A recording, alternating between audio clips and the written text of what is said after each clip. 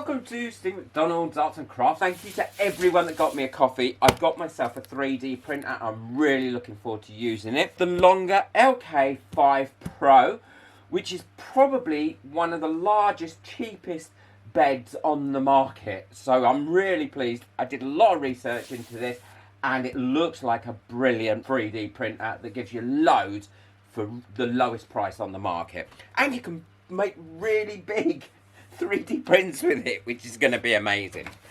So it's been delivered and I've got it in this box. So I want to open this box up. There's a big spool of white to get me started. Let's see how well this is packed. Oh, it's packed extremely well. Yeah, and it does come with a bit of test coil. Great scraper, tool set. And this also looks like it's going to be really sturdy. So 90% of it already comes set up. Let's take all the bits out. Everything comes clearly labelled as well. I think that makes a big difference. Even the little wires where you're going to have to connect have all got labels on them as well. So what I'm now going to do is go through and read the instructions. You can convert this from 240 to 110 volts as well. There's a little switch at the back if you want to do that, depending on what your power source is and where you live. I'm going to get on and fix all this up. I'll let you know how it goes. I'm not going to show you me putting it together because there's tons of videos out there that will show that.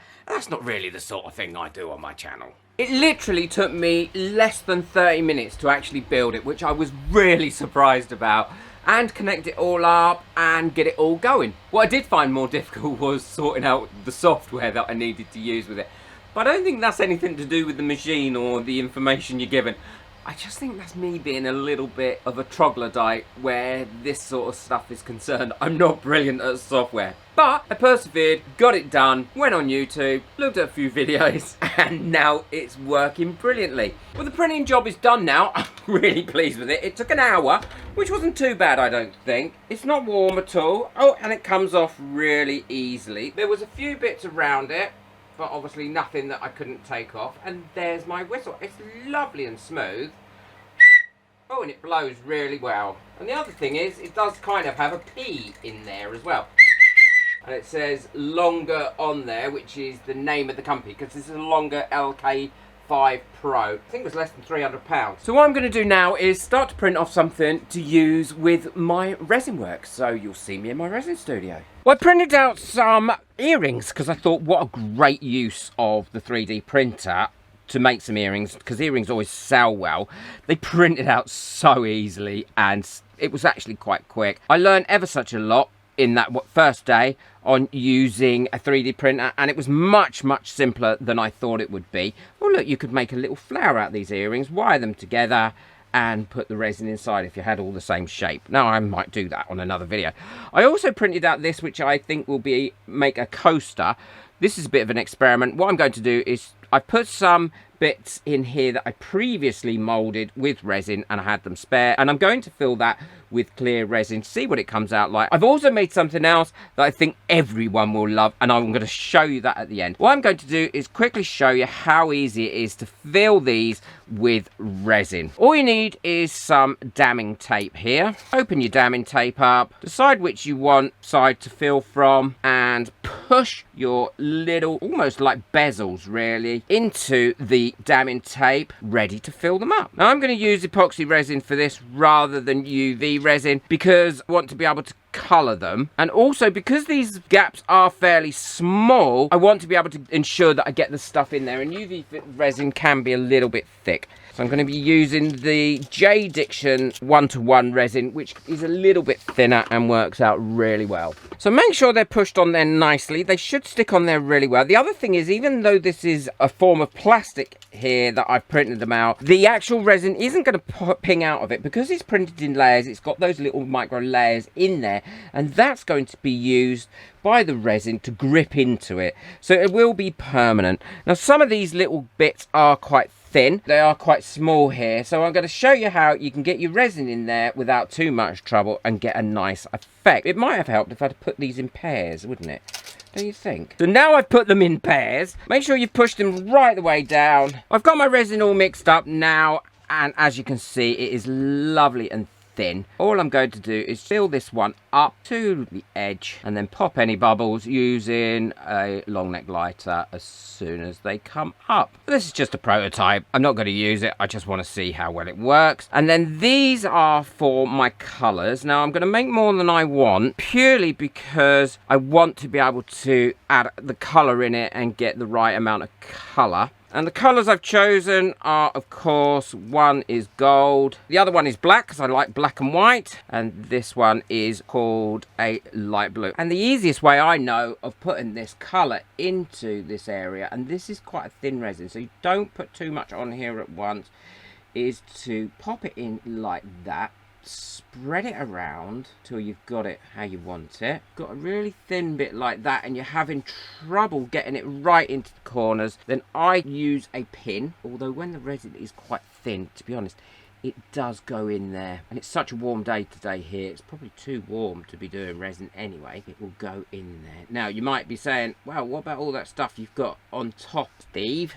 And you know I'm not the most delicate of people. So that one there definitely needs my help with a pin to get that right into those corners. These are all filled up now, but this one here has got a little bit of a leak, and that's probably because I took that one off and moved it to make sure that they're all in pairs. Well, these have all cured. Obviously I will do something a bit more fancy than this, but I just really want to test it, and it doesn't release any bubbles, which is great. These are also cured. I'll quickly take these off. And as you can see, it did leak underneath this damming tape. And the reason that is probably because I didn't either stick them on hard enough. Sometimes it does leak.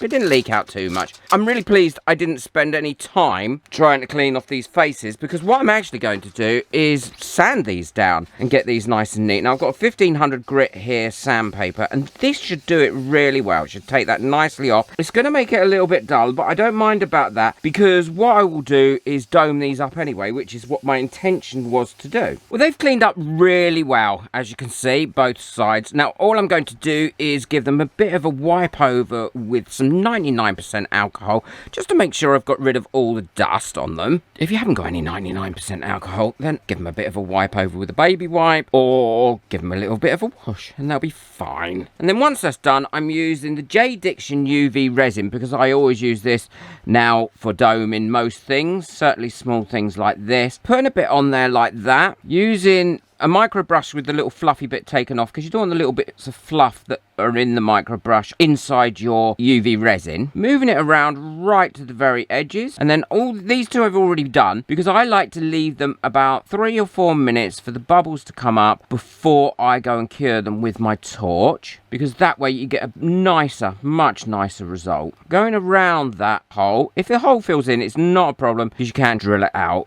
with your hand drill or a Dremel or something like that. And the great thing about this UV resin, as I've said in many of my videos before, and so many people have commented to me as well saying thank you for getting me onto this UV resin, is that it cures lovely. It doesn't leave that sticky residue that some UV resins give, so you get a great result. And then when I'm happy with that, and I think that's got enough in it, I'll add a little bit more in the middle and then let them do their thing.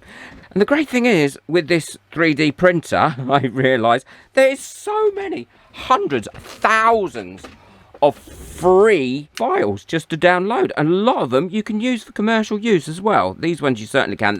There's hundreds of different types of earrings, and you can print in lots of different colours, so you don't have to have white. I've just ordered myself some blue, some gold and black. Thank you again to all the people that got me a coffee, that helped me save for this. I cannot tell you how much I appreciate it. So now I go over them like that, take my torch, cure them up, and then once they're cured this side, all I'll do is turn them over, repeat, then I'll show you what they look like all finished up. And the bonus thing that I want to show you that I'm so pleased with, it's going to make life so much easier. Well, that's them all domed up, both sides. They've domed up really well. They've got a lovely dome on them, and it does definitely finish them off. Look how pretty they are. Now, I always ask this, do I look pretty in these? I think I look pretty in these.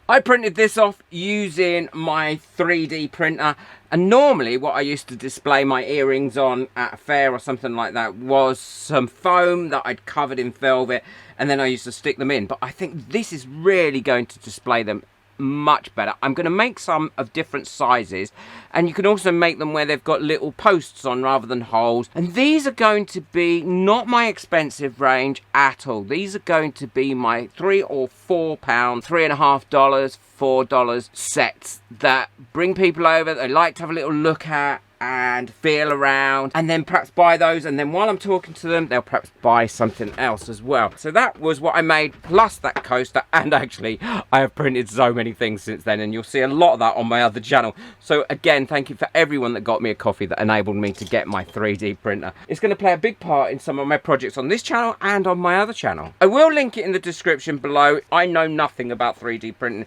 as you've probably guessed, and I'm hoping over the next couple of weeks I'm going to learn a lot more. And thank you to all my members that have already helped me. You've really gone above and beyond with helping me. Thank you, people like Kevin, Vincent, William. Really do appreciate it. If you've enjoyed this video, please boot that like button. It really does help it get out there. Don't forget to hit that subscribe button. If you'd like to buy me a coffee so I can save up for my next thing, which is probably going to be some different coloured spools for this, or maybe something else, then the link for that, along with the link to everything that I've used today, can be found in the description below, along with the link for the printer. If you can afford it, get yourself one. Honestly, you're going to have so much fun with it. Take care. Enjoy your resin work. Bye.